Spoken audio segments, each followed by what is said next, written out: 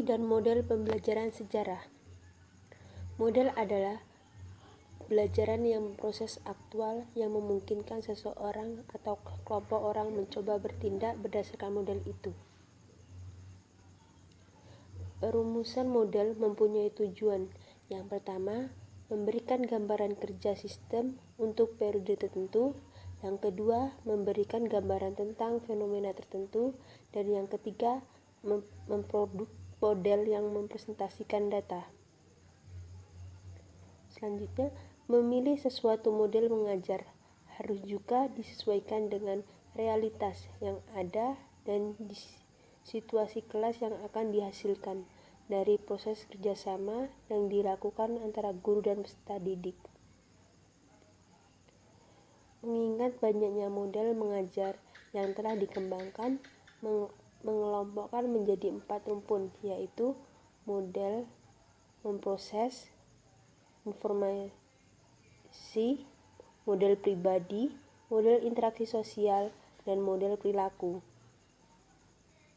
Selanjutnya yaitu faktor yang mempengaruhi pembelajaran sejarah. Quantum learning adalah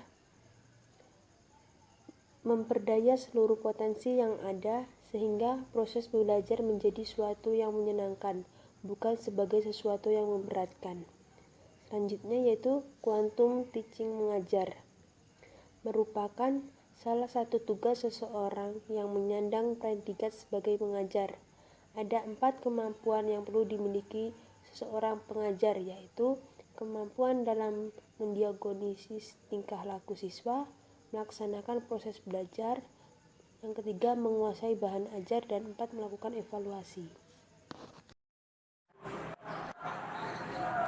Beberapa permasalahan dalam pembelajaran sejarah, beberapa pakar pendidikan sejarawan itu maupun sejarah biasa memberikan pendapat tentang fenomena pembelajaran sejarah yang terjadi di negara kita, yaitu Indonesia. Di antaranya masalah model pembelajaran sejarah, masalah kurikulum, masalah materi dan buku ajar atau buku teks, kemudian profesionalisme guru dalam pengajaran, kemudian yang pertama adalah masalah model pembelajaran sejarah. Bahwa kenyataan yang ada sekarang, pembelajaran sejarah jauh dari harapan untuk memungkinkan anak melihat referensinya, ya, relevansinya pembelajaran sejarah cenderung hanya memanfaatkan fakta sejarah sebagai materi utama. Strategis pedagogis sejarah Indonesia sangat lemah. Pendidikan sejarah di Indonesia masih terkutat pada pendekatan kronologis dan cenderung menuntut anak agar menghafal suatu peristiwa. Jadi menghafal ya teman-teman. Kedua adalah masalah kurikulum sejarah. Karena kurikulum adalah salah satu komponen yang menjadi acuan untuk pencapaian tujuan pendidikan nasional. Bisa dikatakan sekarang kurikulumnya sangat berbeda-beda. Setiap kabinet, setiap pergantian itu selalu berbeda-beda. Itu ya menurut kelompok kami itu salah satu masalah dalam pembelajaran. Karena tidak tercapainya tujuan belajar nantinya.